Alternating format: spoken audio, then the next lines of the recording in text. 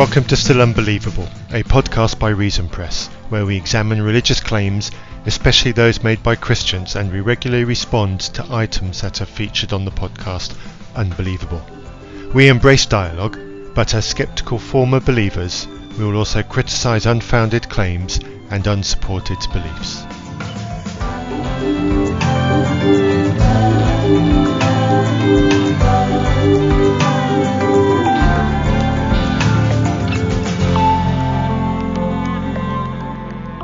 Hello everybody, and welcome to another episode of Still Unbelievable.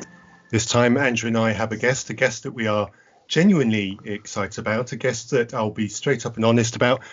I didn't think I would ever get a chance to talk to. I heard him speaking on the Unbelievable podcast more than a year ago.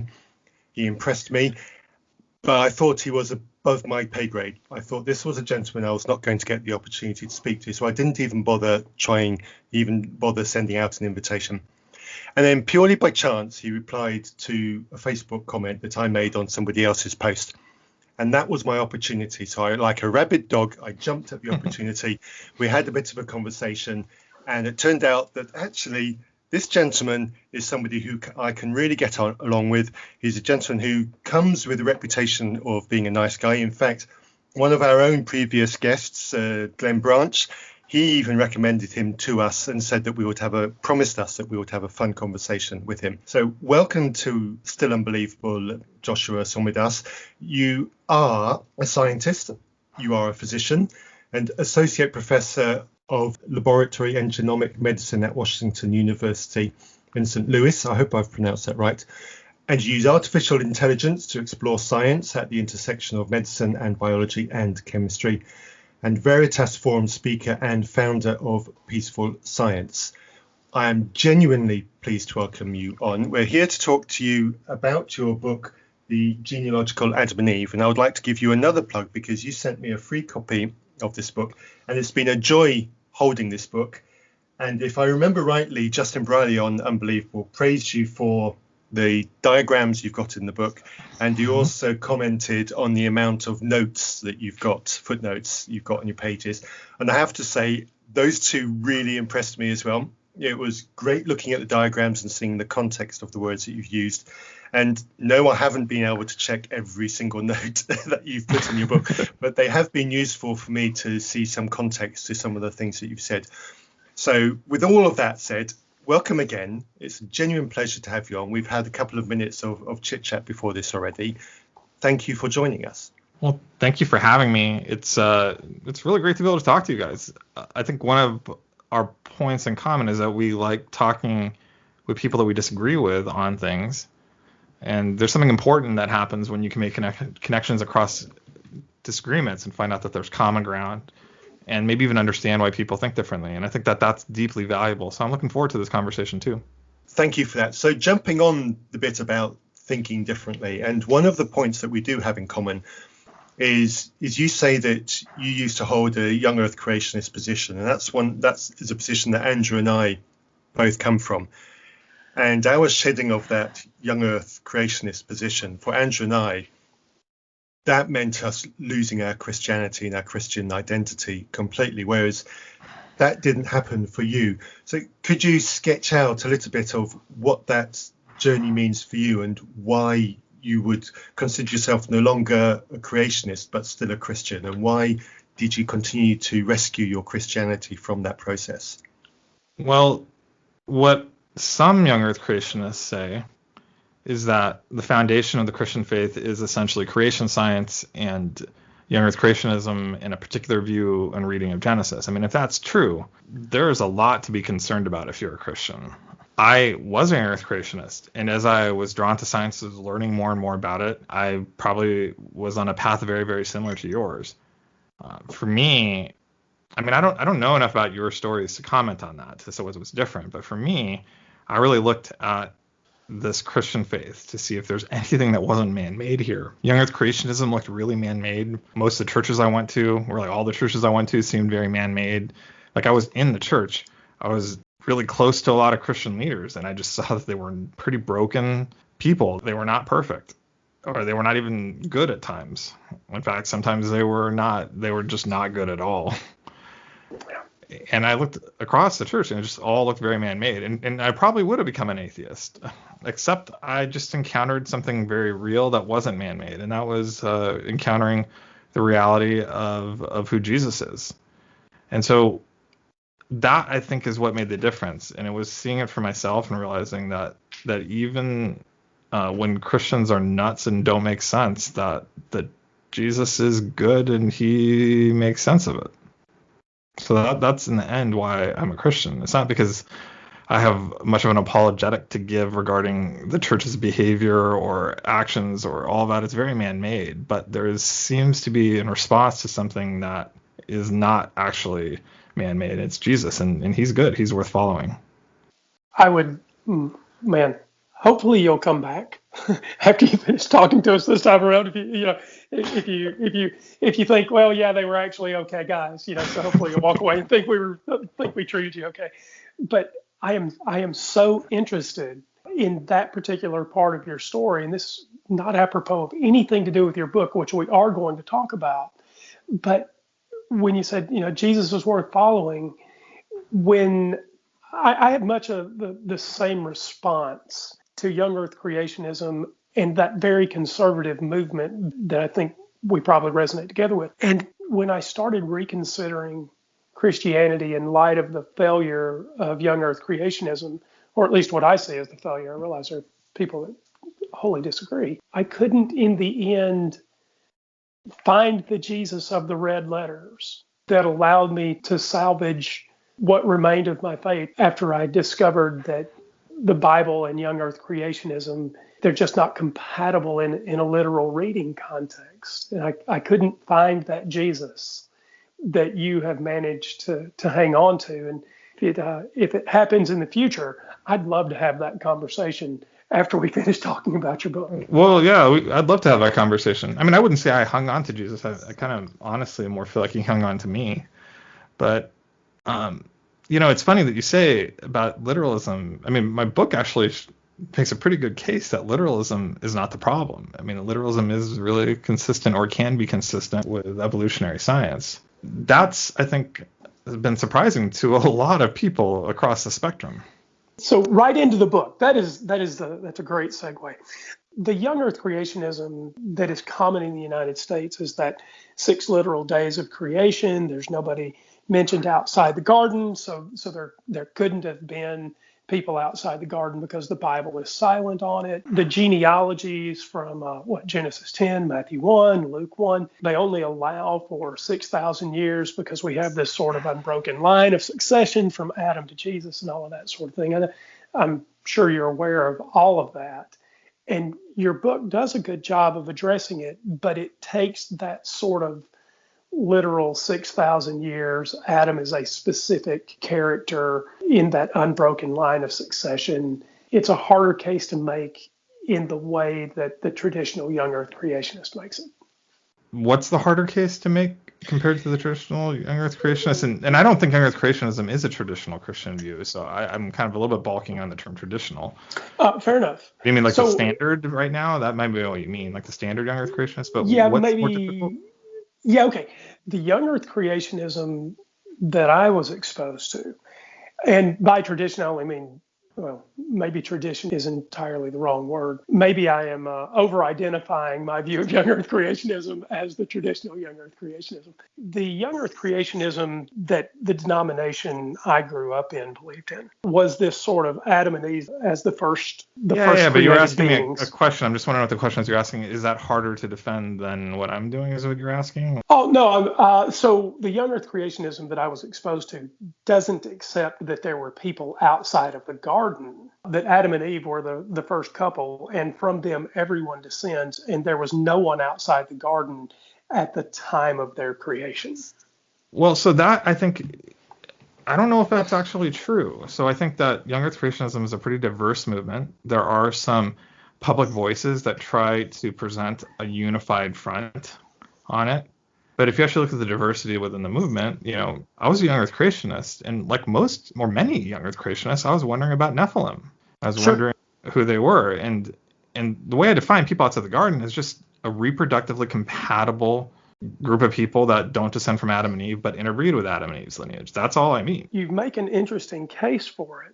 But the thing about it is that Nephilim would be the offspring of those people outside the garden in Adam and Eve's lineage. I mean, they wouldn't be precisely the same of what I'm discussing in the book, but there isn't in young Earth creationism a dogma against interbreeding between Adam and Eve's lineage and others. There isn't that dogma. And so we often... you definitely weren't exposed to the young Earth creationism I was exposed to. There is by some, but like I'm just telling you, like there's two, like young Earth creationists, like for example, at Answers in Genesis, they present one thing publicly and they present another thing privately when they talk about internal disagreement. So they'll say one thing in one context. So they will say that it's completely antithetical to Scripture to take the view that Josh is saying, for example. But at the same token, they'll publish articles that make space for angels interbreeding with Adam and Eve, or even other populations outside the garden interbreeding with Adam and Eve, because they know it's actually a really important idea within young Earth creationism. So those articles are there, and I cite them in my book too. It's even in the Creation Museum, to be clear.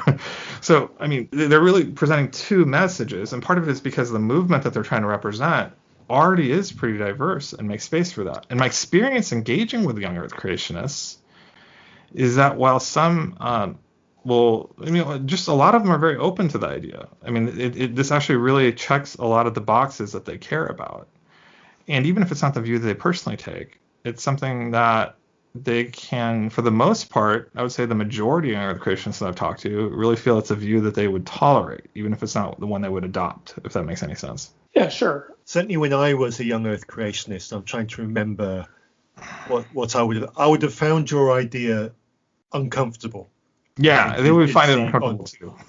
But I'm trying to think why, because it's been a while since I studied Genesis as opposed to just read it. But I think you're right. The reading of Genesis does leave room for your idea. Your idea does fit in Genesis, and I think that's quite obvious when you read Genesis and then read your idea.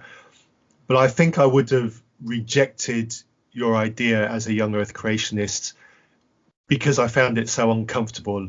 And it's also tautological. If you didn't reject the idea, then you wouldn't be a young Earth creationist anymore. yes, that is true. So as a young Earth creationist, of course, but the bigger issue is that if you knew that as a young Earth creationist, it would probably change your relationship to a lot of people in your life. For example, if you had a child that was considering, evolution, but this was how they were thinking about it, probably wouldn't be nearly as frightening. Yeah, I think that's true. If you knew about this when you guys were walking away from Christianity, maybe your reasons for walking away would be different, or maybe you would have come into a different relationship with that faith. That's a possibility too, right? That is very true, and I'm glad you brought that up, because that is a question I did ask myself while I was reading your book, and there's not many ideas that have taken me to that point. So I certainly want to congratulate you on making me think that, because that doesn't happen very often with me. Because I'm comfortable with my non-belief. I'm quite happy with the place that I am. So it needs to be something that's intellectually stimulating to take me to that position to ask that question. Well, that's high praise.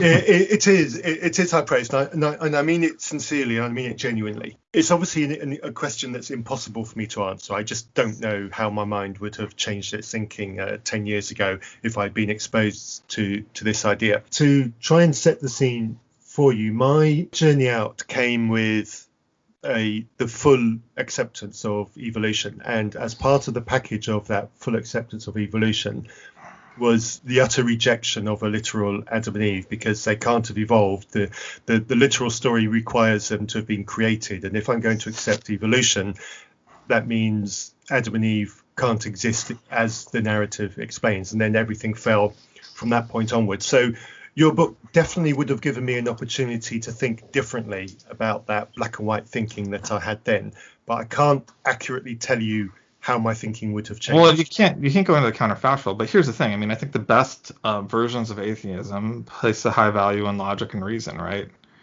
I think even though that reasoning was really good faith based on, the best understanding of what you had in front of you, I think at this point, I think we know that it just was wrong reasoning. Maybe you should have left the faith. I mean, I don't know.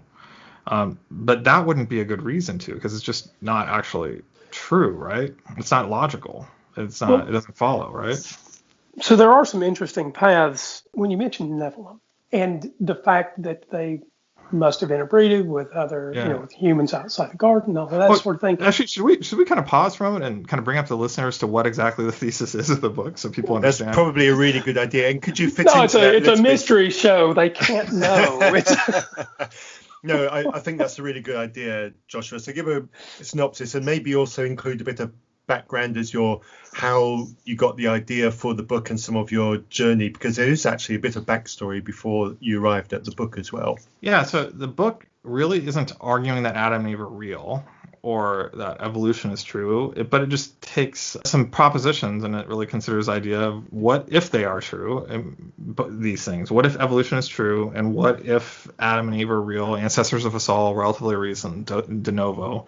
I mean, is there a possible way to make sense of this together? And I kind of come to a pretty surprising conclusion on the scientific analysis. I mean, you can ask questions about why I would do this. I mean, the reason why is that these are very conflicted ways of understanding human origins. There are conflicts in society you can see when you look at like the fights that happen in public about it, but there are also very personal conflicts. Like you're talking, actually, all three of us were very personally conflicted about these two stories, right? Mm-hmm. Because we were trying to take hold of both and we didn't really know how to. Sometimes people end up just letting go of one story. I have really been wanting to see, is there a way to actually hold the two of them together? And maybe it's impossible. Everyone said it was impossible, but I think I found that part of what was going on is that people just misunderstood the science, that in fact both of them really could be held together. And so I show that entirely consistent with our best understanding of evolutionary science, including common descent and descent from a larger population of ancestors. And consistent with that, it's entirely possible that God specially created from the dust and a rib without parents a particular couple, Adam and Eve, in the Middle East, ancestors of everyone alive, as recently as just 6,000 years ago. And when you then take literalism is not a set of conclusions about Scripture. It's a way to read Scripture. It's a hermeneutic. So if you take literalism as defined by, the Chicago statements, so not some sort of naive, this is what it seems like to me, and I don't really know, I didn't really look at it, I just took my very first impression, but actual literalism, like a hermeneutic, an approach to interpreting Scripture, you find out that there's really nothing in Scripture that rules this out.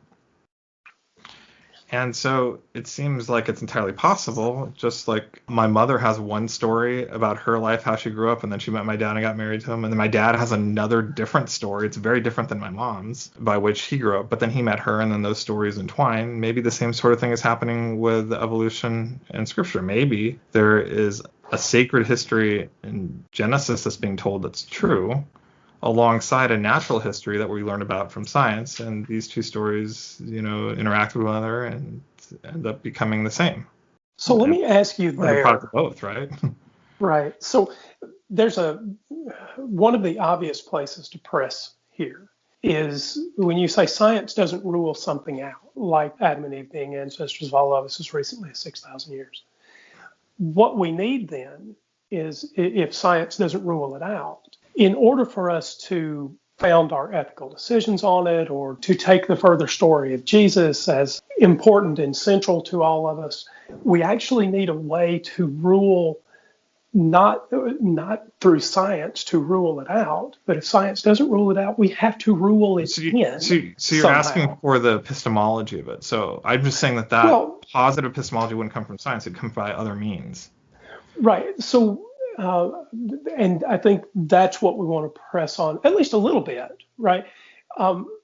What causes you to rule in, if it is not science, any conclusion that you might reach as the author of the book? I'm not asking you to defend anything other than your own personal exploration, understanding that other people might reach different conclusions through the book, because you are good at asking people to consider lots of viewpoints, right? What causes you to rule in the biblical case, since science doesn't rule it out? Well, my book doesn't actually discuss what I personally think about Adam and Eve, because that's not really what my role is in this conversation. And we can talk about it a little bit, but that's not really like the focus here. Like, and a big part of that is probably also because I'm an agnostic on a lot of the details, because that's just not where I center my faith in Genesis, right? But what really concerned me is when people were saying science rules X out, but X is not actually ruled out by science. That is something that has nothing to do with personal beliefs. That just has to do with, a commitment to advancing science. That's not what scientists should say. That's not what we should do. Sure. I mean, if you really are going to claim that science rules X out, if science rules Adam and Eve, or ancestor of everyone really recently, well, you better have evidence to present to demonstrate that. We completely agree. And so it's a matter, frankly, it comes down first and foremost to a matter of honesty for me as scientists, honesty and rigor. Like we just don't have credibility in society if we're going to just make strong claims about people's personal beliefs that we cannot back up. And yet that is what was going on. Does that make sense? So, well, sure, because at some point you leave the sphere of scientific investigation and you just become another talking personality, right? And we don't want to confuse people's subjective opinions with what science can actually demonstrate or demonstrate not to be the case. So we're in complete agreement there. And well, I think that's also what's made this as controversial, because I think a lot of people were saying that probably just not knowing otherwise. But I think some people were probably, might have been dishonest too. So I think that's part of why this has been controversial among some people. I mean, a lot of people really want to say, look, I mean, you guys are approaching this in a very humble way, and I got to give you credit for that. You're saying that part of your journey out of the Christian faith was coming to the conclusion that evolution can't be true and a literal reading of Genesis can't be true. And that's part of what propels you out of the faith, right? That's a very personal decision and conclusion, and it's part of your story, right? And what if that's not true? What if those things are not in conflict? I think that's not something that everyone has an easy time working through and thinking through with humility, right?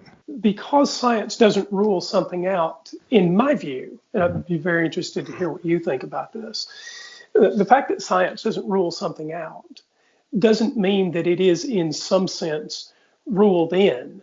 That's true. And so I don't want to overly press you on this point, right? Because it really is not.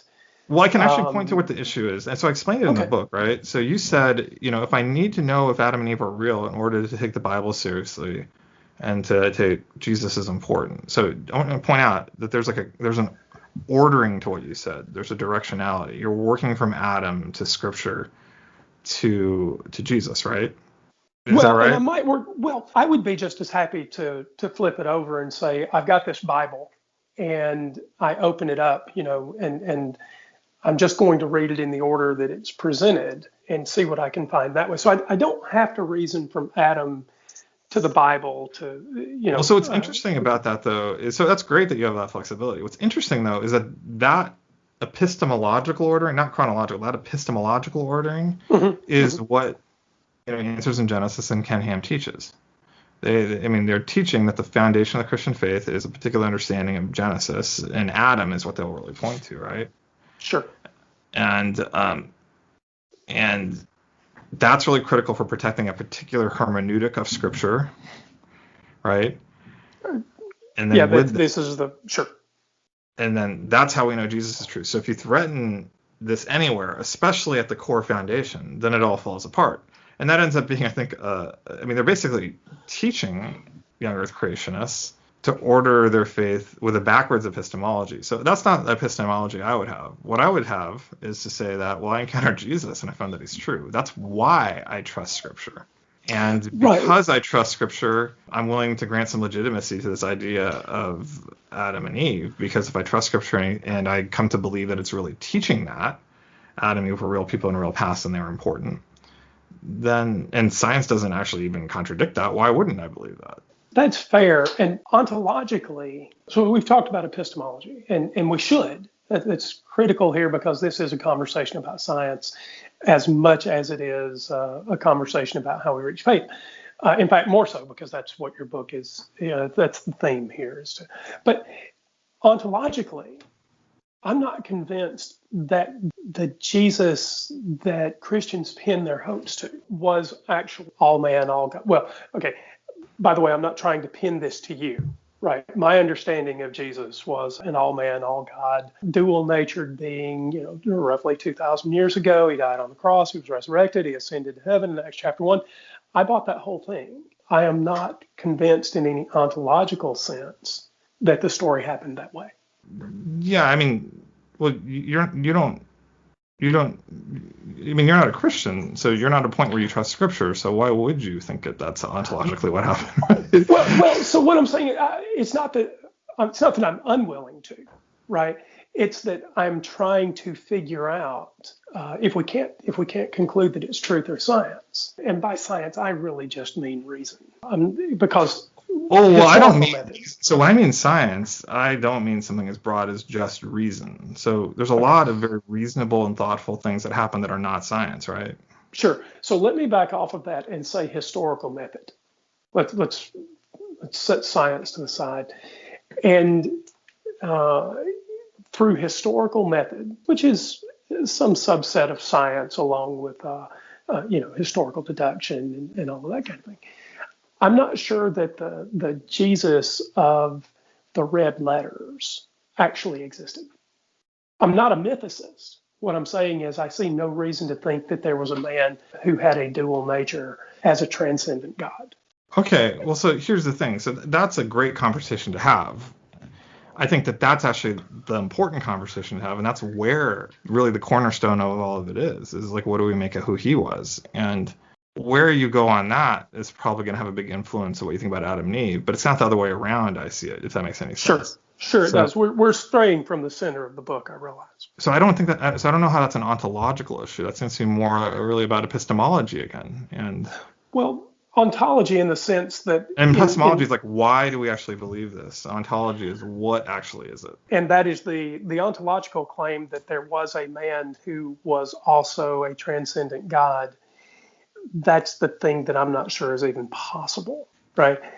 Well, it's certainly mind-bending, that's for sure. Yeah, so I feel like we're drifting. I don't want to do that, but that is where my problem is. And it's in that same place when you say, well, there were all these people outside the garden, and then God created this interbreeding pair, this Adam and Eve, who are eventually ancestors of us all.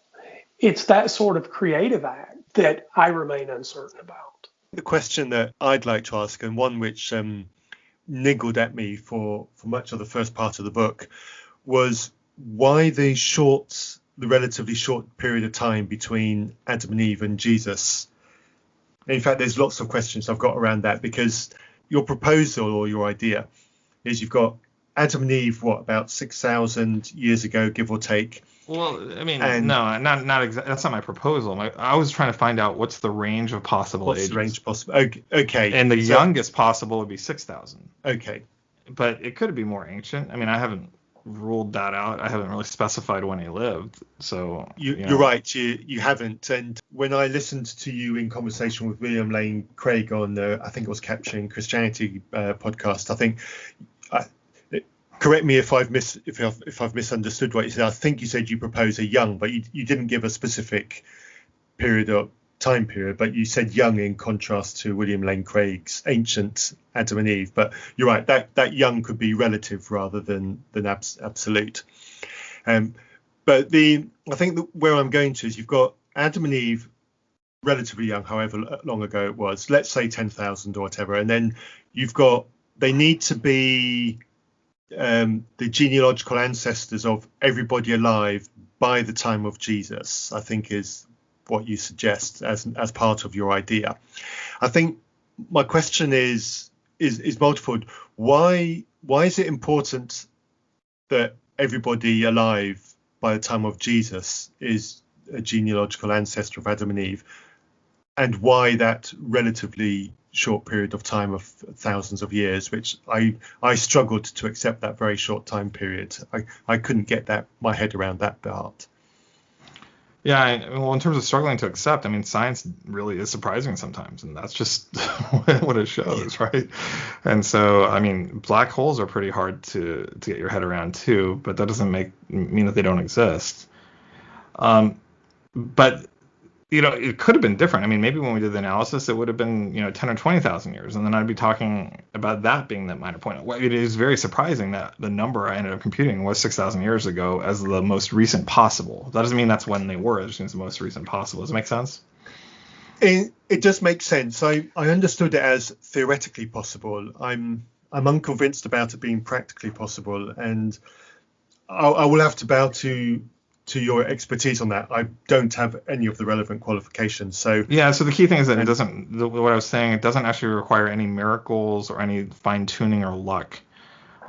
All that's just really there as a question mark is whether or not there were any isolated populations during that time, and then that's a point of debate. But we're not claiming that there was any.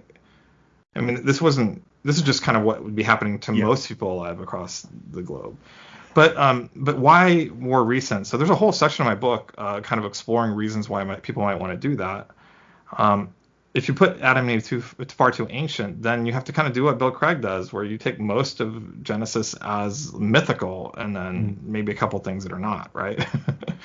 And that's one approach. That's not really literalism.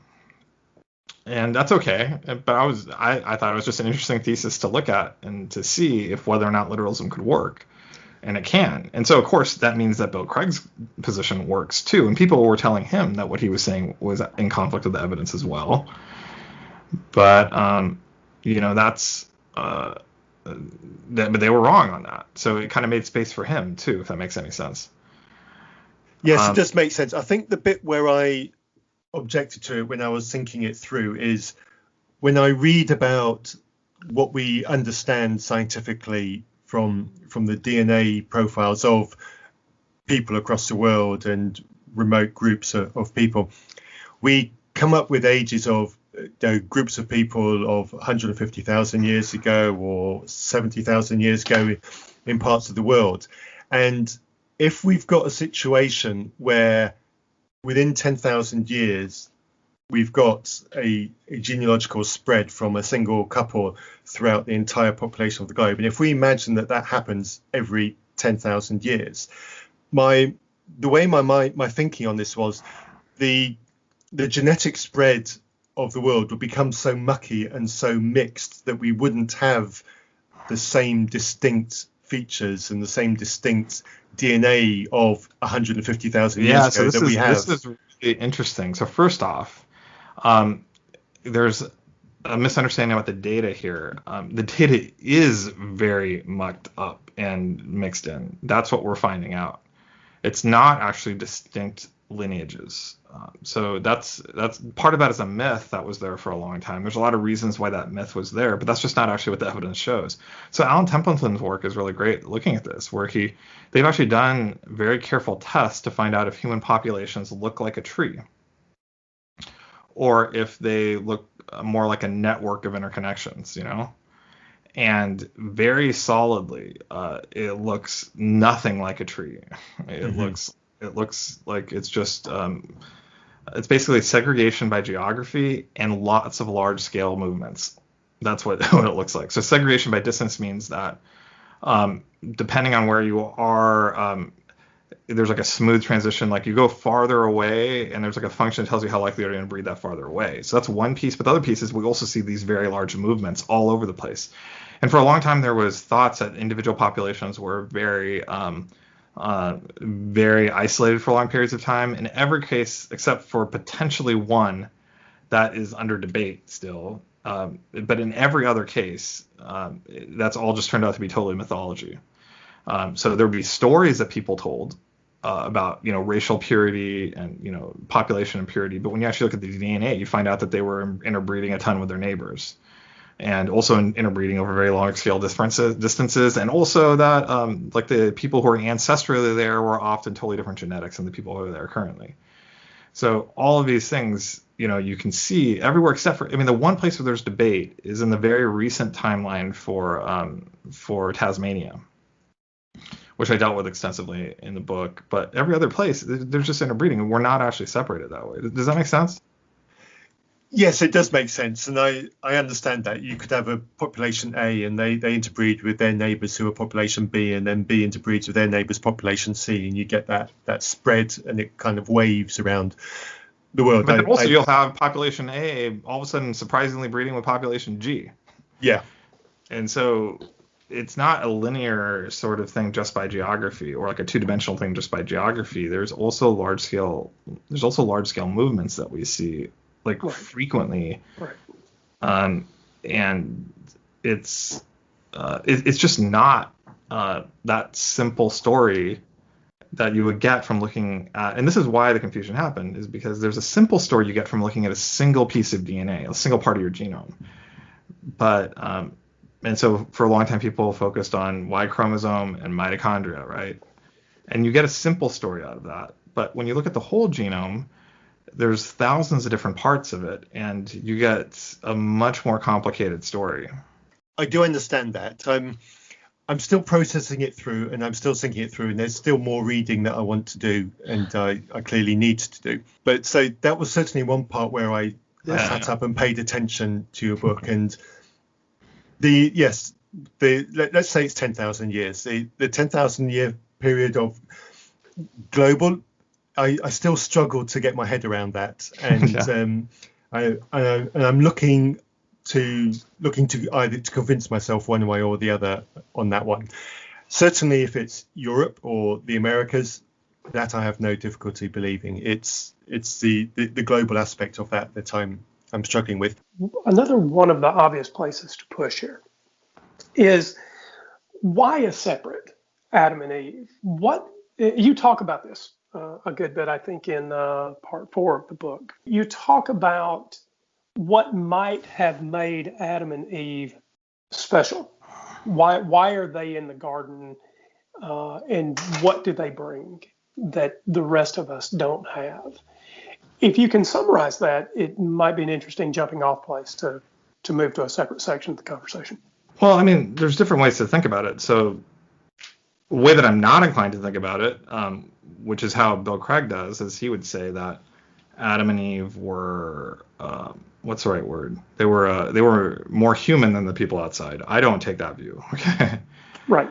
A position, by the way, that I really appreciated in the book, that you did not argue for special humanity, if you will. So yeah, I mean, I'm not arguing for like a reduced humanity of the people outside the garden, and right. And I think there's a really interesting conversation to be had there that's proceeding about, how do we think about human rights and dignity? Yes. In the context of the complications of reality, right? And, right. And really getting to what is human. But setting that aside, if you don't take Bill Craig's view, there's several ways that you can think about it. One way that a lot of people suggest, which I don't think really captures all of it, but I think it's important to point out because so many people gravitate towards it, is just understanding that Adam and Eve's lineage had a special calling, or Adam and Eve had a special calling or vocation that the rest of the people didn't have. So that's not any different than me saying, well, I'm a professor at WashU, and that's my job, and you are whatever it is you do for your job. You run podcasts, right? But that's not your job. Whatever your job is, right?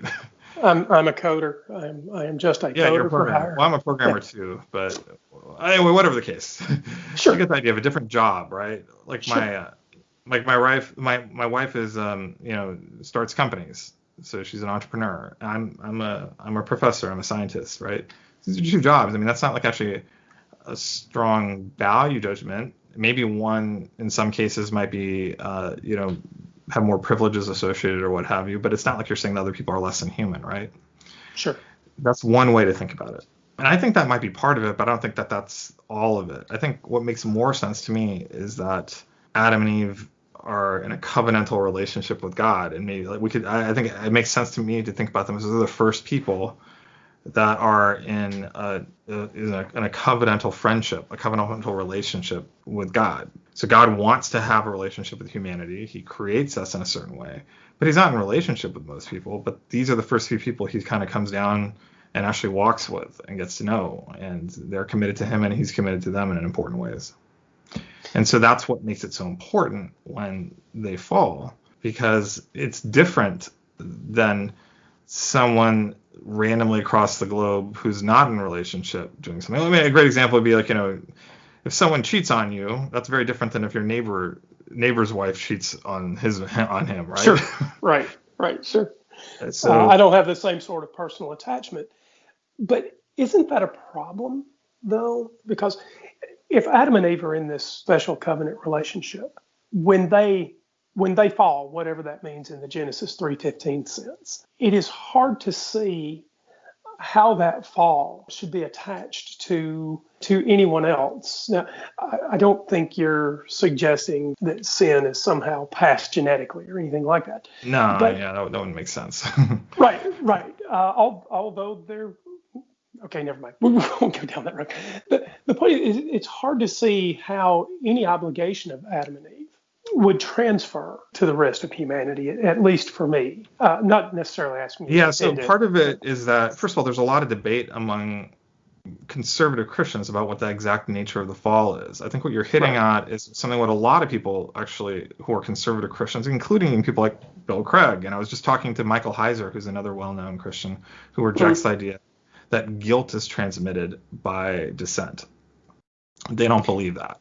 And so when you say things like original sin, people kind of gravitate towards that idea, and to say that it's wrong, or they do. But the thing about it is that that's actually not mere Christianity. I'd say mere Christianity is more the idea that there was some sort of fall where their actions end up affecting us. Some people might argue it's inherited guilt, but you don't have to accept that to be a Christian. That's not the core issue. The core issue is that there was some sort of fall that affects us, and that effect on us downstream is what we're trying to work out and what we're dealing with.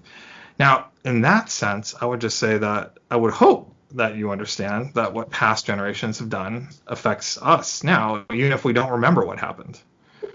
Absolutely. And I'm worried about what we're doing and how that affects my daughter down the line, right?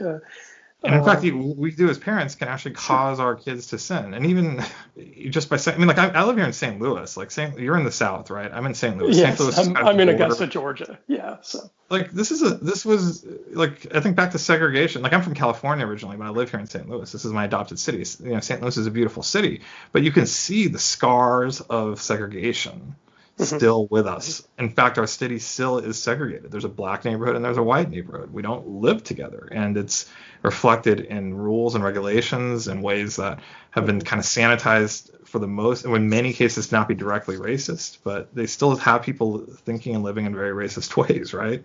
Sure. That's inherited. Like that's what was bequeathed to us by ancestors. Even if we forget the reasoning why and the logic behind it and how it is, it still shapes our world, right? And so St. Louis, it's in a beautiful, important city, but it's also a fallen city. And I'm sure Georgia has some similar issues too, right? Sure. And I grew up not far outside of Birmingham, Alabama, and about 2 hours from Montgomery. So yeah, I grew up in a very racially divided part of the world. And I think this is actually something that's pretty striking too, where even if you're not personally motivated by racism, because we're in such a broken world where not very long ago everyone was really motivated by racism, right? Sure. It infects us, right? It does. Having grown up in that environment, just as personal color, it is hard, no matter how cosmopolitan one is. And I'm pretty liberal. I'm a pretty liberal guy. Those things that we teach our children, those mindsets that there is another group of black and brown skinned people who are inferior, it gets so ingrained into the way we think. Sometimes we don't even recognize it, right? It is sometimes even hard to recognize. We're paying the price for that now. That check has come in the mail.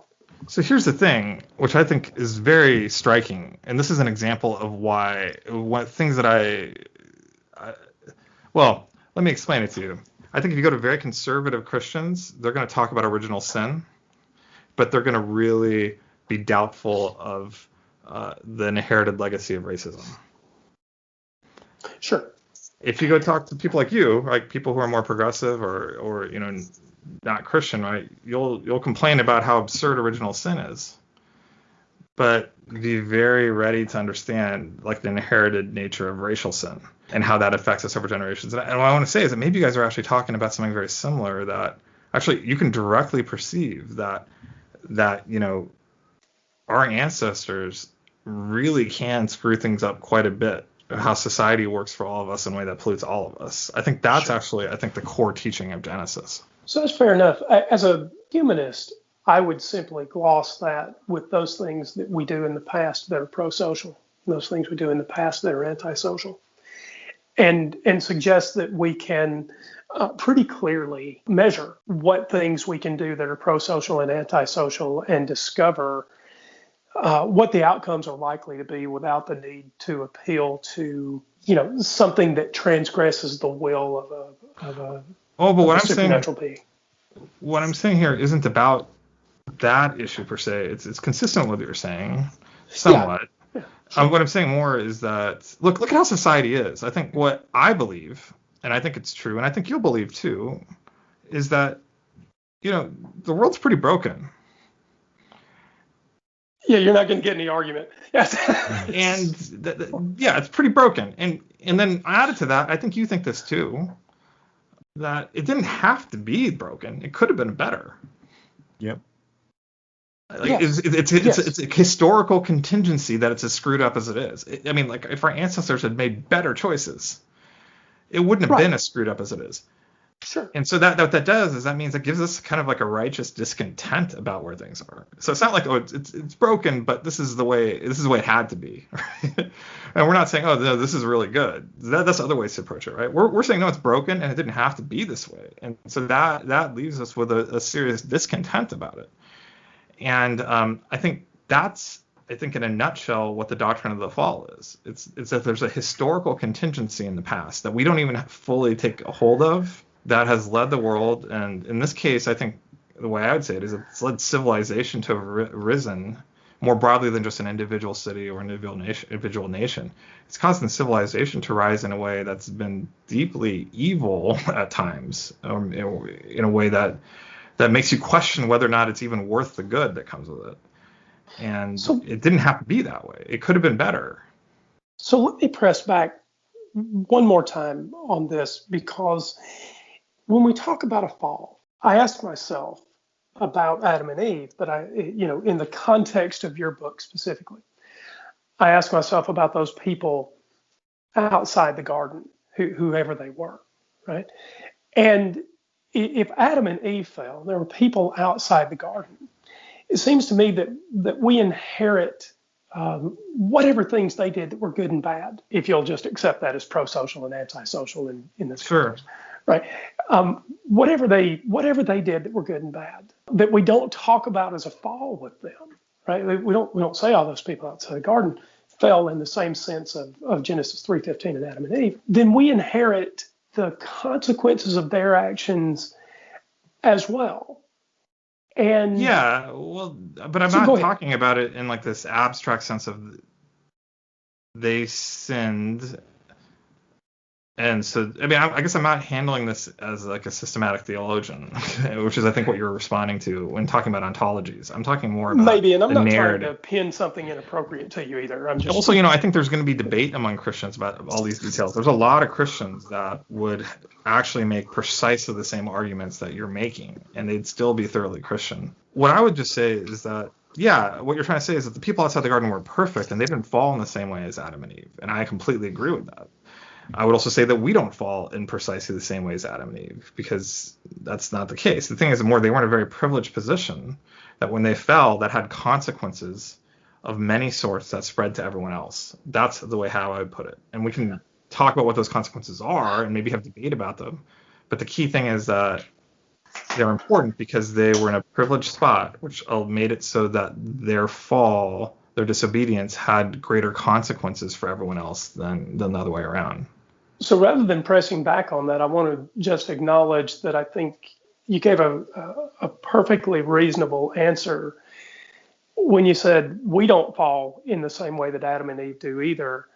And in my mind, I can see some real synergy between those people outside the garden and whatever you might attribute to them as a kind of fall, and whatever would happen to those of us who aren't Adam and Eve, right? And so I think that was a perfectly reasonable answer, and I don't want to press. I don't want to press any further than that. I think that was a good answer. Yeah, I mean, I think the other thing too, like I've been talking to some Baptist theologians about it, Ken Keithley, the way how he's put it, I mean, I'm not going to give his extended analogy, which I think is pretty good, but it's too extended, is I think another way to think about it is that they fall not because the people outside the garden end up falling, but it's not the same way as Adam and Eve, but it's also not necessarily like a degradation immediately in their current state. It's more that it's a lost opportunity, right? So if that maybe they weren't even aware of that opportunity for a better sort of world, but now that opportunity is now closed off to them for choices that weren't theirs, and so when you kind of look at it more globally, maybe it just seems like a blip. I mean, or you don't even see anything for it, but that doesn't mean that there wasn't ontologically actually a fall. They had an opportunity for a death-free existence in the garden. And then that was taken away, that opportunity, and they never realized it either. So maybe most of them didn't even know about it. So that ends up being that is still a real lost opportunity, right? And then I do think that civilization ends up rising with far more evilness than was necessary, and it's very broken. And I mean, we look at our world right now as broken. It is not like it was good in the past, right? It's at times, even you can see progress in how things are getting better at times. It's been quite bad at times, especially at the rise of civilization.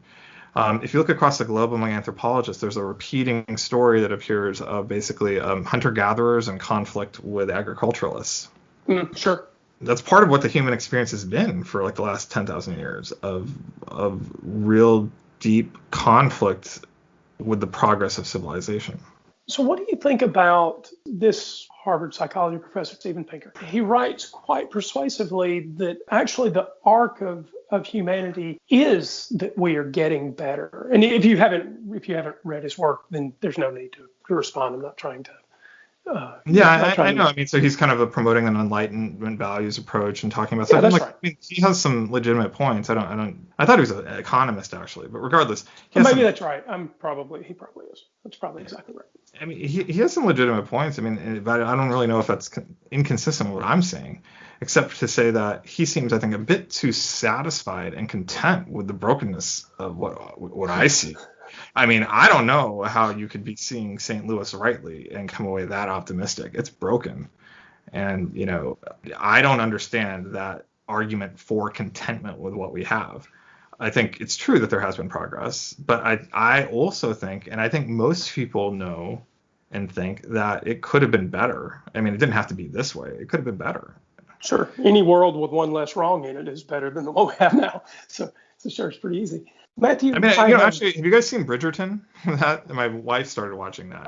My girlfriend loves it. I have not seen it. The premise is interesting because it's England, right? And it's dealing with the royals and all of that, except for the queen is black, and all these nobles, like half of them are black, and half of them are white. And what's going on is like you kind of wonder if it's maybe like what are they doing? They're just casting people into the wrong roles. But then what you find out is actually it's kind of set in an alternate history in which instead of kind of keeping the nobility to just white people with colonization, that there was a real effort to like racially integrate afterwards. And so you're kind of entering the story in this alternate reality where they're actually embracing black people as equals. And that's the story in the 1800s or the 1700s or whatever, where the story kind of plays out. With you have black people that are nobles. Does that make sense? And what's interesting about it is it's complete fiction. It's historical fiction, but it kind of shows that we have a capacity to imagine a world that was far, far better than what actually happened.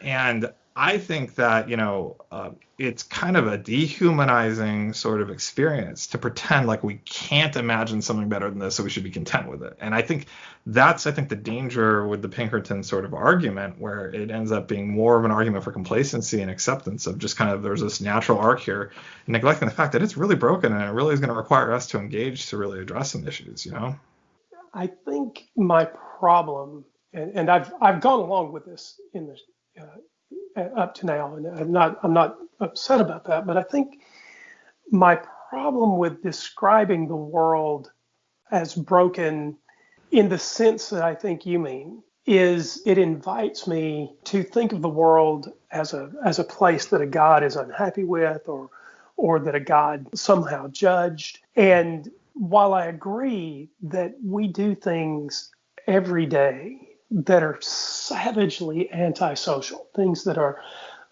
destructive and have consequences, and we have no idea how long they'll last. I'm not sure, in the sort of sense that we have real agreement, that I agree with the label broken. So I just want to put a pin in that part of the map and and say that I do agree that the world is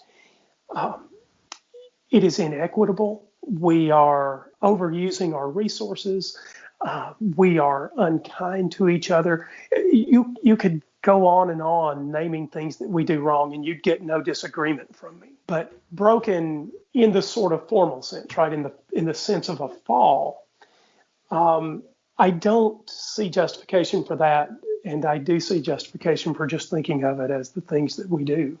Well, so this is actually maybe a difference. So a fall does imply that it was actually far better at a certain point, right? Sure. So yeah, I guess that is a difference. I do think that even if it wasn't better at some point in the past, you can still call it broken. I think broken in the sense that we can imagine how it could be better, and we can imagine the way in which it could be better, but it's failed to make that. Therefore, dysfunctional. We call it broken. Yes. Yeah, sure. And I can get why you wouldn't want to say fall, because that implies that there was a historical reality in which it was better. But I still think that actually, if you read Augustine Fuentes' work, he's an anthropologist. He wrote a book called The Creative Spark, where he really makes a strong case that altruism was a key part of human evolution, and it was actually very well expressed in the hunter-gatherer phase, before civilization rose. Yep. So I think there's actually a good case to be made that civilization is actually, in important moral ways, a fall from something, even from a purely secular point of view. Sure. So I am aware of some of the hunter-gatherer traditions, and that we were a far more egalitarian society, or at least there's good historical evidence to suggest that we were far more egalitarian during those hunter-gatherer periods. Men and women were more equal at those times, and that we have socially devolved to some extent since then. So I take your point there, and just wanted to and so I think Pinkerton's argument actually misses this too, because he focuses, I think, primarily on what it really amounts to technological progress and the goods that it brings us, which I agree with, but that's not moral goods, right? And so I think it's entirely possible to have lower technological process and to be at a better moral place. Mm-hmm. And I think we tend to focus as Westerners in a modern world on technological process and the goods that it produces, and it produces incredible goods, to be clear, right?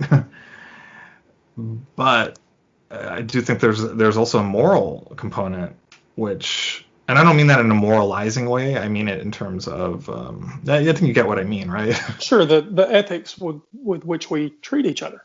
Sure. Yeah, and I don't think the case is nearly as clear there. But regardless, I get your point. I mean, I would just say that yeah, I mean, if you don't want to call it a fall, I understand, with that caveat that there's even secular ways to think about that. But there is still a lot of common ground here, though, right? Sure, there is. I just didn't want my inbox to fill up with hate mail. You're not a proper skeptic. That hasn't happened yet. You're sitting there. I know you're writing me letters already.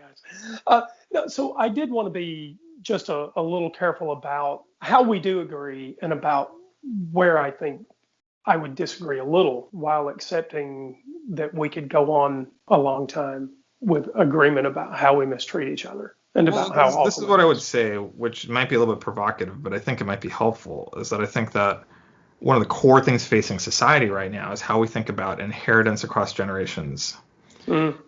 And how we think about that in terms of wealth, how we think about that in terms of impact on our environment, how we think about that in terms of impact on our society and rules and institutions and all of that. That's a central issue, both in terms of the inheritance that we're going to leave and how we're going to think about the inheritance that we received and how we're going to rework it. And I think that that's a conversation that will benefit from actually engaging.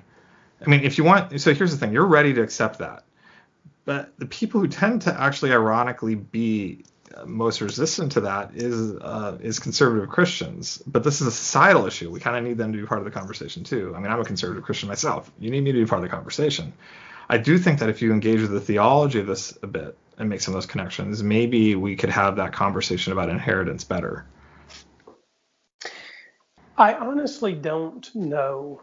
Looking back on my days as a conservative Christian, which quite a long time ago now, I was a conservative Christian up into my sort of middle late 30s. I don't want to tell you how old I am. No, so I'm 53. It has been quite a while, better part of 20 years. And I honestly don't know today how I viewed it differently then, right? I have a hard time comparing how I think about these issues today to how I thought about them then, because the thread of my consciousness just says, well, I was a good guy then, right? I was a good guy. I'm just not a conservative Christian anymore, but I'm aware that there are real value differences. And I don't know what conservative Christians think about these things now. But I accept that you're a conservative Christian and you seem to really want the same kinds of things that I do, even if we approach the foundations of them differently. So that's good news, right? It is good news. We can disagree over Adam and Eve, but hopefully there are things we can partner over, right? If your church has a food bank, I would happily come on the weekends and distribute food, right? It wouldn't matter that it was at a church. So anyway, I don't know how I would have viewed it differently. I think you'd be better qualified to speak to what is going on in conservative Christianity that might be a problem. There's a question I'd like to pick up, and it's back to the whole inheritance and genetic or not genetic part of that. There are parts of the Bible which talk about sin being inherited from the parents, from the father. The sins of the fathers will be passed on to the sons to multiple generations. And in the context of the fall of Adam and Eve, are those two things talking about the same mechanism in terms of however the wrongs are going on? Because the passages which talk about fathers and sons, to my modern day reading, that reads to me like it implies a genetic inheritance of whatever it is that the father has done. Is that a different mechanism to what we're talking about in terms of the fall and our inheritance from Adam and Eve? Or is it meaning the same thing, and have I misunderstood? Well, it's a good question, but you're kind of throwing in genetics. So DNA and genetics is not what Scripture is talking about. DNA is really recently discovered, right? So whatever it's talking about there, it's not talking about DNA. That I think we can know for sure. So what is it talking about? Well, the actual text is, like, if you go to Jeremiah, it says that that the children's teeth will be set on edge because of what their parents did, and their children's teeth will be set on edge because of what their parents did. And it says it'll go on for like 3 or 4 generations. But that God had, grace and wasn't going to continue it beyond that. So it's not actually talking about this immutable thing that will last forever. It's something that would be it'd be like a temporary reality. Not that sin is inherited in that case, but that the consequences of sin would actually have an impact on future generations for a period of time. And like I said, that's just something that we observe in real life, that what parents do has an impact on kids, and it lasts over generations. Like that shouldn't be controversial. That's just how the world works, whether we like it or not, right? Yes, right. I'm on board there. And so to be clear, there is. Sorry, go ahead. No, I was just saying the analogy of setting. I'm a parent of a teenager, so the idea of parents setting their children's teeth on edge is something that resonates with my own personal experience. I get that. I think there are other ones which aren't. Well, if I remember right, there was one verse where it says, like, because the parents sucked on a lemon, their kids are going to pucker. That's basically what it was. That's not precise. It was sour grapes. It wasn't a lemon. Right. Okay. And so that there is a sense of where it's not like a direct thing, but things that they did are going to have an impact. But once again, that's just reality. I mean, what our parents do, whether we like it or not, is going to have an impact on us. And if they've done negative things, it could have a very negative consequence for us, right? Yes. Yes, right. I certainly get that one. I think the one that springs to my mind more vividly is, I think it's from the story of, is it Nehemiah, the person who washed themselves in the river and got rid of their leprosy. I think Nehemiah's I might be mixing up but I think one of the servants involved one of the servants in that story did something displeasing, and so I think, if I remember right, is he and his family were cursed to have leprosy or something similar for the rest of their lives. So it was that kind of story which prompted the question. Yeah, well, I think one thing that's very true about a Western culture is we tend to think very individualistically, right? But most of the world is not individualistic like that, and that's kind of particular and idiosyncratic and weird about us, you know. I'm part.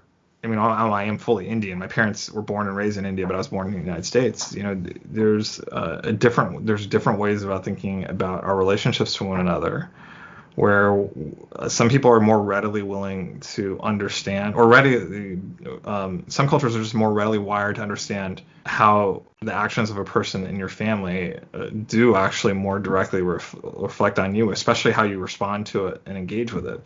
You know, we don't know the whole story in that case, but we are very connected to each other, and that sort of connectedness is a bit foreign to our culture. So I think you have to kind of read it with that in mind too, if that makes any sense.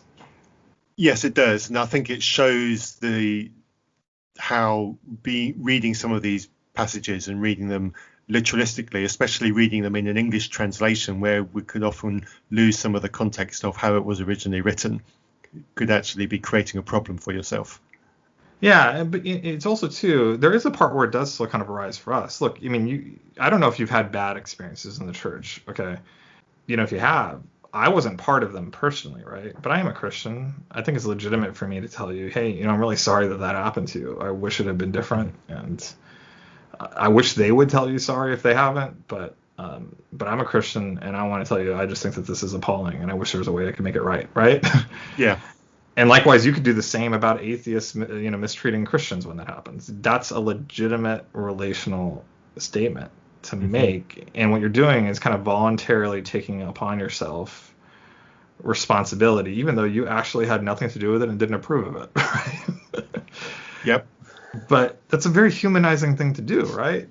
Even though it's completely against our individualistic culture, and that says something, doesn't it? Yes, it does. It does. So I'd like to change tack a little bit and ask a question that actually comes from a Christian, because when I'm doing podcasts like this, and certainly when I think it's going to be an interesting conversation, I reach out to Christians that I know in my life, because I still have Christians in my social circle. And so I talked about your book and about Adam and Eve. And this Christian, the question they wanted to ask was basically, why do we even need an Adam and Eve? So there were atheists who asked this question as well, but I'm specifically intrigued by a Christian asking this question.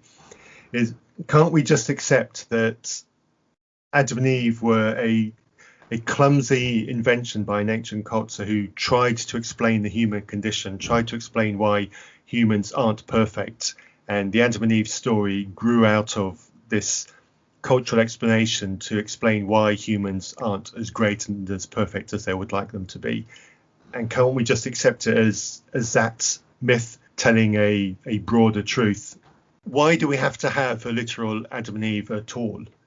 I mean, there are Christians who accept the evolutionary narrative, reject the idea of a literal Adam and Eve. From a Christian point of view, why would it be important? Yes, because there are Christians who read the Adam and Eve in the Garden of Eden story, and they read it as myth, and they take the attitude of, this is an ancient culture trying to explain the human condition, and this is a story that they arrived at.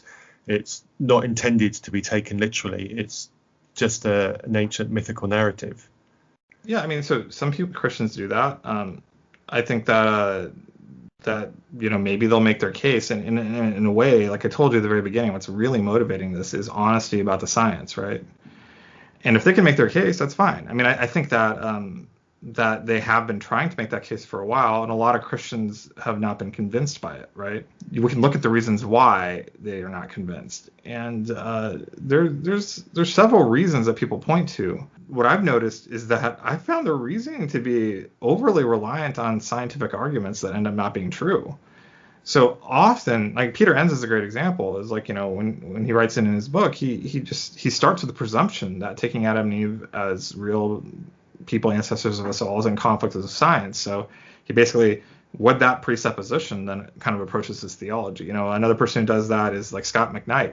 I mean, like maybe you're right about Adam and Eve being real or not, but if that's what your starting point is, this is a really bad argument. And so I think they have to kind of go back and rework a lot of this stuff to really make their case. And I think that that's really common right now, where people are trying to claim that they have science on their side when science doesn't really tell you either way. So I mean, I just think that the conversation is kind of starting afresh on this, where a lot of people have been told what their view is in conflict with the evidence, but maybe it wasn't. And so they have reasons for holding those views. Part of it's tradition, part of it how they read scripture and all that. But then a lot of people who've argued against it have relied heavily at times on science in making that case. And I think that they have to do a little more work to explain really how it is that they've ruled out an Adam and Eve from a scriptural point of view. And I don't think they've done that. Does that make any sense? It does make any sense. I think this specific individual that I'm thinking of, I don't think they would make it a hard case, because I think they feel that is an acceptable position to believe. I don't think they would necessarily try to argue it, but they feel that it works. I mean, maybe that, like I said, I'm not a theologian, and yeah. I think that the center of our faith is not Adam, it's Jesus. And yeah, so, this person would say the same, yes. And so I'm not. I mean, I see no reason to reject an Adam and Eve. I think most Christians through history thought Adam and Eve were real, and people who have a lot more expertise than me, I'd say the bulk of Christians, evangelical Christians, think it's important theologically, and I just don't see any reason to dispute it. So, I don't know the details. I don't think you can get that from science or scripture. It seems like, okay, so probably Adam and Eve were real from where I am epistemologically. That makes sense. But I don't feel the intensity of arguing for that. I've never tried to convince a person that Adam and Eve are real, but I have tried to put my foot down and saying you can't say you have scientific evidence against it when you don't, I understand. And so then the real reason why this becomes important, even if you don't care about Adam and Eve, is because it gives us a way forward in a very conflicted place, right? Where we can diffuse some of the structural conflict that's been here for a very long time. And that conflict just doesn't have to be necessary anymore, right? And that's good news. And so I think it ends up becoming actually really motivated for me and many of the scientists that peaceful science. It's not really about promoting Adam and Eve as being real and trying to convince people that he's real, but rather about advancing science and having a truthful, honest and rigorous approach to science that makes space for beliefs that we don't always agree with or understand entirely or think are as important, but we want to make space for them with an honest account of science, right? And that, I think, is really what's driving my motivations, and actually a lot of even the atheists that work with us. That's why, for example, Nathan Lentz endorsed the book, is because he could see that this is going to help a lot of Christians come to terms with mainstream science, and it's good science, and it's true, and what was being said before was not true, so we should really support it, right? Yeah. And if I remember right, doesn't Jesus mention Adam anyway in some of what he says? So is that a good reason to accept Adam? Well, I mean, that's a very tenuous argument to make, because he makes a reference to Adam, but even a person who thought Adam and Eve were metaphorical and didn't were real, they could say things very similar to that. Okay. So that, I mean, I know a lot of younger creationists park on that. I'm not really convinced by that argument, but the reality is I think even if that argument's bad, chances are pretty high that that Jesus thought Adam and Eve in his, well, I don't know if you saw the discussion I had with Bill Craig about this. I asked him directly. There was a question about, what he thought in his human state without, direct access to divine knowledge. I think in that state, he probably thought Adam and Eve were real, right? But also Adam and Eve barely arise at all in his teaching. So that kind of tells you what's important to him. That's not the most important thing at all, right? And so I'm not really that concerned about it that way. Like if I found out that Adam and Eve really did not exist, yeah, I mean, it's hard to figure out what the impacts on my faith would be at this point. I mean, I just don't really think Adam is nearly as important as who Jesus is. And even if I didn't understand what's going on in Origins, I would still follow him. I mean, he makes a lot of sense, and I would hold all those other things in tension. Yeah, that's a really good point, and I'm pretty sure I would have said something similar 15 years ago. And I'm thinking through my thought processes at the time. I think for me, the stumbling point was the fall, and part of my thought process is when if there isn't a fall, then that eliminates the need for Jesus, because no fall means no need for salvation. So I think that's where some of my thinking went. It was over 10 years ago, so I'm a little bit woolly about some of the finer details. But I think that's where some of my thinking went on that. So Adam and Eve may not have been so important, but the fall definitely was. And I think the two were encapsulated so much in my mind, it was hard to separate them. Well, yeah. I mean, I guess just the possibility that's there is that there is a possibility that it's a both and. Like, I haven't actually heard you say anything about, I mean, that it seems actually in contradiction with Christianity. Like, it's more, it could be a both and. Like, you know, we talk a lot about sin, and we've been talking about that, but I also think that there's a lot of good in humanity too, right? Yes. You know, we have the image of God. I think that we are social creatures that are made for, whether it be by whatever process you want to say created us, or that came into being. You know, humans are very altruistic. You know, we're social creatures, right? Mm. And so that's true too. And there's like a tension involved when you start to engage with reality, where it's often, not always, it's often a both and I think that both and is possible here too. Okay, I think I've just got one more question that I'd like to ask, and I'm pretty sure that when someone listens to this, they'll get the answer anyway, but I'd like it summarized if at all possible. What would you say to the Christian who picks up your book and says this is evidence for Adam and Eve? Because I'm fairly sure I've seen people make that suggestion on Facebook already, so it could be that they haven't actually read it properly. But there are Christians who suggest that your book is evidence for Adam and Eve. What would you say to that Christian? I said, what do you mean exactly by evidence for it? So because it's subtle what's going on here with evidence. I think a simple gloss like that could be true or could be misapplied and false. So there's certainly not any positive evidence to force you to believe that there was a literal person named Adam and Eve in the past. But there is some positive evidence for recent genealogical ancestry. Recent universal genealogical ancestry. There's some positive evidence for that. So what exactly do they mean by evidence for it is the first thing I'd ask. The way how I prefer to talk about it, which kind of sidesteps this issue, is to say that there's positive evidence for every single scientific claim I made in that book, A. And B, some of the claims that you would take if you think Adam and Eve are real extend beyond science, and that's okay. And then 3, what that does is it makes space for belief in Adam and Eve. It doesn't prove that they exist in the total sense. It doesn't disprove that, and in that way it makes space. And space is all I was really going for. Thank you, Joshua. Andrew, have you got any further questions? No, I do want to say while we're here together and recording that I did enjoy the book, Joshua. I think I said that in the run up.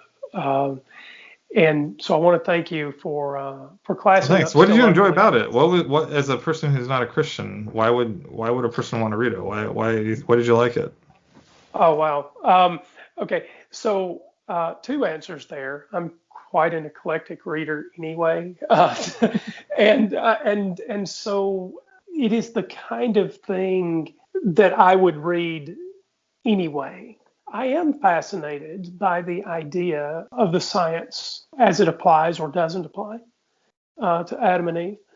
And so that would have gotten my attention anyway. I think that understanding our origins, both in a real scientific sense and even in a more Jordan Peterson, this is the tapestry of our humanity sense. Even as a non-Christian, it helps me understand the community around me, even if I don't believe it, right? Even if I have no connection to Adam and Eve, understanding why other people believe the way they do and coming to a real sense of what the science does and doesn't say, I think is beneficial. And I deeply appreciated the time you put into the book. I do think it was well written. I'm actually about halfway through reading it again. Oh, that's high praise. No, it's like it is the kind of thing I read. Thank you for writing it. Thank you for being here. I appreciate that we got to carve out some real ground for agreement. And most of all, because Matthew and I are not scientists, we're just, we're just coders. Thank you for helping us understand the science, at least to some extent, to the extent that we could in this short time. Well, you're welcome. Thank you for having me. It's been a fun conversation. We can do it again sometime. It could be good. Thank you for that. And I'd like to add to what Andrew said. I enjoyed reading the book. You write well, so thank you for writing in an engaging and an accessible manner. But I think my compliment to the book is it's made me think about things that I wouldn't normally think about far more deeply and far more interestingly than any other Christian book that I've read in recent years. And I'm not convinced that Adam and Eve were real people.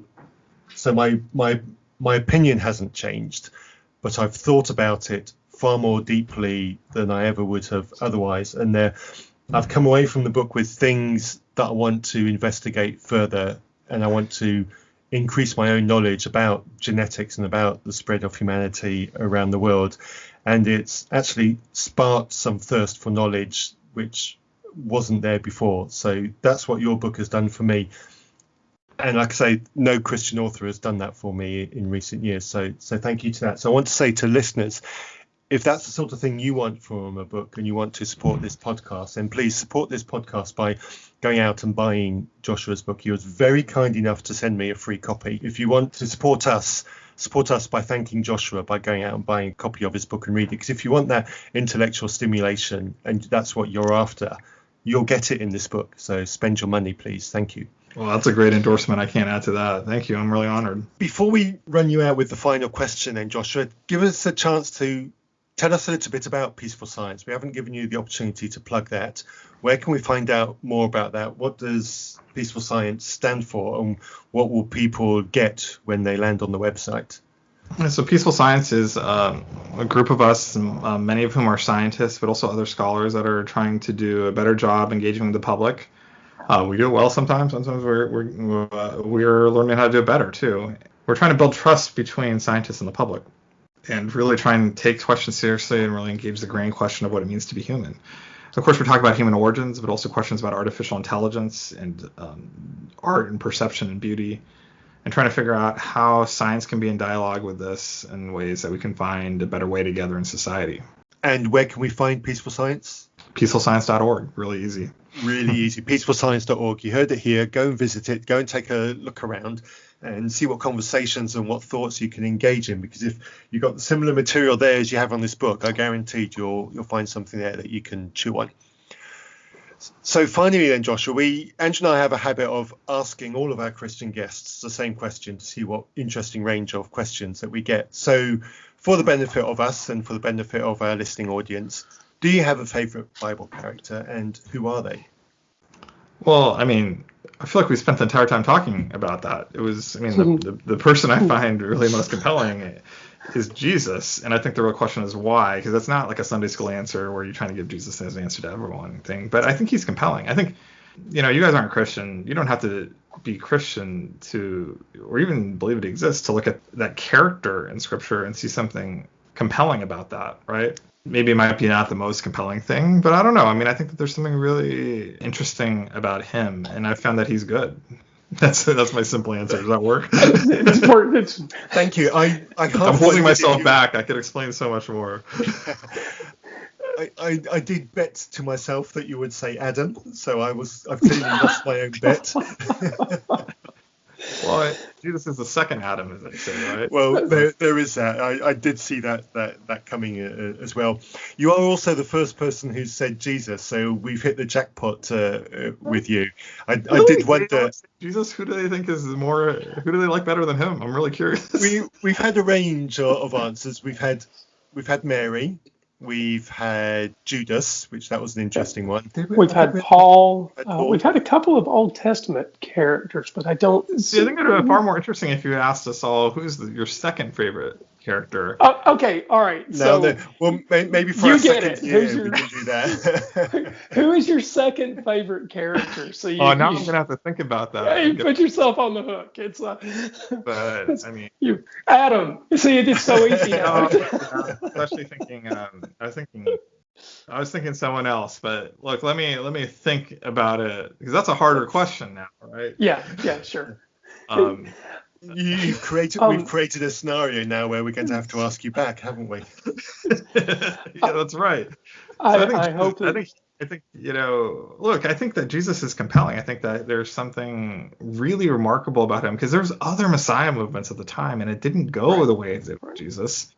Something happened back then, and everyone at the time was saying that it was something different about him. And when you read him, he seems like he's of that time, or in that time, but not entirely of it. It's very interesting. Thank you. It's been a very, very pleasurable last 2 hours, Joshua. Thank you once again. Really enjoyed it. Thank you. You're welcome. Thank you.